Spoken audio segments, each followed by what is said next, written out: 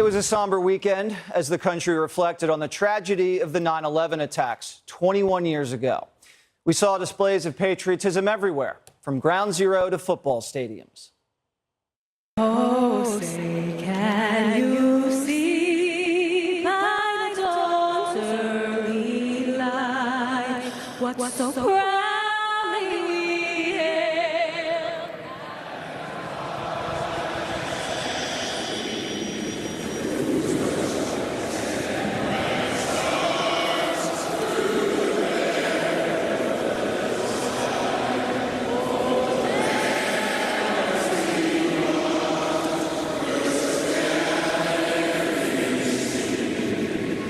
But the Biden White House used this day to politicize the worst terrorist attack in American history and declare war on you. Chuck Todd was the setup man and compared Republicans to terrorists. And Kamala Harris took the bait. Watch. We're now, as a nation, battling a threat from within. Is the threat equal or greater than what we faced after 9/11? There's an oath that we always take, which is to defend and uphold our Constitution against all enemies, foreign and domestic. And we don't compare the two in the oath, but we know they both can exist, and we must defend against it. NBC News suggested Trump voters are a bigger threat than al-Qaeda on 9/11. How did the Vice President of the United States respond? That she will defend against all enemies, foreign and domestic. That was a declaration of war. Make no mistake, the Democratic Party, the media, and obviously the FBI have designated the Republican Party as a terrorist group and believe it's their patriotic duty as Americans to extinguish the threat. How exactly voting for Donald Trump is a threat? Well, how is that more dangerous than the 9/11 hijackers? ISIS terror cells plotting to blow up the Brooklyn Bridge. The Democrats won't call them Islamic terrorists, but if you voted for Donald Trump and have a personal grievance, you're a fascist. And Homeland Security's coming for you. This is how the Democrats explain it. The stunning thing to me is here we are 20 years later, and the attack on the symbol of our democracy was not coming from terrorists, but it came from literally insurgents attacking the Capitol on January 6th. How important it is to try to deal with extremism of any kind, especially when it uses violence to try to achieve political and ideological goals. When 9/11 occurred in those years, we were very focused on the foreign terrorists. Now we are seeing an emerging threat, of course, over the last several years of the domestic violent extremist, an ideology of hate, anti-government sentiment, false narratives propagated on online platforms, even personal grievances. That was the sitting U.S. Senator, a former Secretary of State, and the Secretary of Homeland Security just casually pivoting from 9/11 to January 6th. Did you guys notice how casual that was? They just said Khalid Sheikh Mohammed is Stephen Miller with a beard. I remember during the Bush years when Democrats would howl at Republicans for, quote, politicizing 9/11 because they wore a little flag pin. Now Democrats declared a war on terror against Republicans on the anniversary of 9/11. What makes you a terrorist again? Because you have personal grievances? Well, I have a personal grievance. Is that going to put me on a no-fly list? You're a terrorist for believing in false narratives? If I believe Hunter's laptop is real, am I going to Gitmo? And the big guy sounds like W, except the enemy is a red hat instead of a box cutter. I will not wait on events while dangers gather. I will not stand by as peril draws closer and closer. I will not stand by and watch. I will not stand by and watch elections in this country stolen by people who simply refuse to accept that they lost. They embrace tyranny and death as a cause and a creed. We stand for a different choice. MAGA Republicans have made their choice. They embrace anger. They thrive on chaos. They live not in the light of truth, but in the shadow of lies. This is Biden's war on terror. He's straight up saying you're either with us or you're against us. When the Bush administration was spying on Muslims, raiding their homes and arresting them, the Democrats were up in arms, remember? What about the terrorist rights? Bush has gone too far. Now Biden's using Bush's war on terror language and tactics against Republicans, American citizens. But now Biden's prosecutors are reportedly negotiating a plea deal for the 9/11 terrorists held up at Gitmo, including mastermind Khalid Sheikh Mohammed. A plea deal for 9/11 terrorists on the anniversary of 9/11. The left is softer on radical Islam than they are on Republicans. Remember, Barack Obama couldn't even say the words Islamic terrorists. Why do you still refuse to use the term Islamic terrorist? What I have been careful about when I describe these issues is to make sure that we do not lump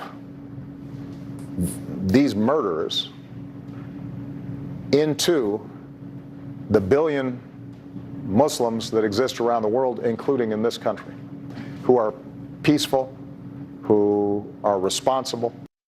I mean, they wouldn't call Benghazi a terrorist attack. ISIS terror cells plotting to blow up the Brooklyn Bridge. Democrats won't call them Islamic terrorists, but if you voted for Donald Trump and have a grievance, you're a fascist. And they're going to get you. And these journalists who are all picked last in gym are the first ones to enlist in this war. They finally found an enemy of America that they didn't want to side with. Not only are Republicans the same thing as terrorists, they're worse than terrorists. Al-Qaeda, Osama bin Laden, the Taliban, the people who wanted to do harm to our nation and to our way of life and our democracy, they got nothing on what this Republican Party is doing. I'm working hard to never say Republican Party again, because they're not a party, right? They're Sinn Féin to the IRA. They're the PLO to Hamas. They're a dime store front for a terrorist movement. They are a destructive force in American politics. They are basically a domestic terrorist cell operating within America. Their goal is to end democracy. Democrats went from saying not all Muslims are terrorists to all Republicans are terrorists. And the New York Times likes this new war, too. The New York Times calls the MAGA movement anti-American. This is the first time the New York Times has not defended something anti-American. And they're saying there's proof of it everywhere you look. Trump is leading an assault on the institutions of American self-government, and that assault implicates much of the Republican Party. The American left has been leading an assault on our institutions for decades. This party is hell-bent on packing the court, scrapping the Electoral College, defunding the police, abolishing ICE, banning free speech online, ripping away your Second Amendment, nuking the filibuster.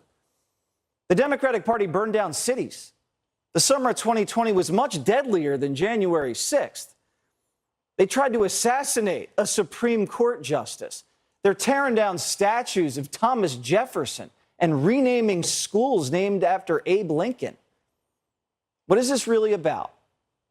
It's about questioning the legitimacy of an election. That's what the whole thing's about. But if questioning an election makes you a terrorist, then the Democratic Party should be on the FBI's most wanted list. Because more Democrats believe that the 2016 election was stolen than Republicans believe 2020 was stolen. Guess it's democratic when Democrats make up a giant Russian collusion hoax and still cry rigged to this day. Might as well put these people on a watch list. Many other Americans believe that we have a president who, if in fact it is proven, has been assisted by the Russians and may in fact not be a legitimate president. It's illegitimate. And my biggest fear is that he's going to do it again with the help of Vlad, his best pal. Would you be my vice presidential candidate? Folks, look, I absolutely agree. You can run the best campaign. You can even become the nominee. And you can have the election stolen from you. There was no evidence that the 2016 election was rigged. Mueller never found any, and he was the Democrats' guy. But if you point out that the FBI, the CIA, big tech, and big media conspired to drag Joe over the finish line, that's one of the narratives that make you an enemy of the state. The Democrats have no appetite for fighting jihadists, the Chinese, or the drug cartels. This war on Republicans, it's a war of choice. It's a preemptive war. So the Republican Party never wins another election. And that is the real threat to democracy. Let's turn to Tulsi Gabbard, former presidential candidate and Hawaii Congresswoman. All right, Tulsi, I did not see this coming on the anniversary of 9/11. Can you believe that they just casually just sprinkle in January 6th and say that Trump voters are worse than Al-Qaeda? Where do we end up at this point from here? Jesse, I feel sick right now. Seeing you play these different clips, you know, I, like so many of my fellow service members, I enlisted because of those jihadist attacks on 9/11 to support and defend our Constitution, to protect our fellow Americans, and to go after and kill those who attacked us on that day. And it is despicable and outrageous to hear these people say the things that they're saying, comparing our fellow Americans to terrorists. Actually worse. They literally said they are worse than Al-Qaeda terrorists. This just shows how far they are willing to go, pushing our country to the brink of civil war, demonizing, targeting our fellow Americans as worse than Al-Qaeda terrorists, all to hold on to their power. That's all they care about.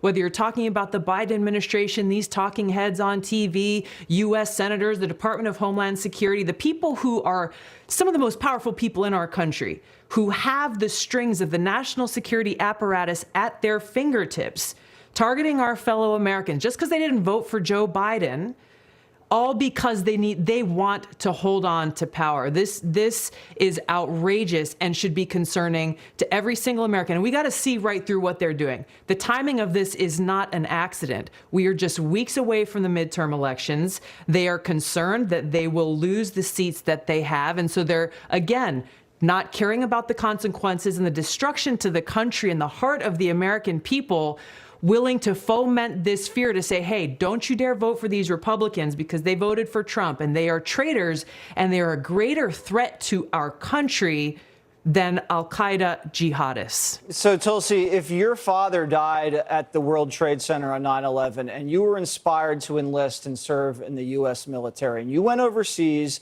and you killed a lot of bad guys and kept this country safe, and if you come back to this country and you think the FBI helped Joe Biden get elected, the Democrats are saying you're worse than the Al-Qaeda terrorists that you went overseas and defended our country from. Is there any way they can pull back from this?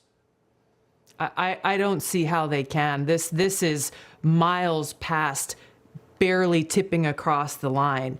You know, there is one thing, Jesse, I want to tell you. I do agree with them on. There is a domestic threat to our democracy, and it is a very serious one, but it is not in the hands of a few powerless Americans who are pissed off and frustrated that our government is failing us. It is the threat coming from some of the most powerful people in our government, some of the people that I've talked about in the Biden administration, the national security state apparatus that's being weaponized against our fellow Americans, again, because they voted against the president or because they disagree with his policies, willing to sacrifice our country and our Constitution and our democracy so they can hold on to power. We need to be clear-eyed about this and not allow it to happen. We can't fall for it.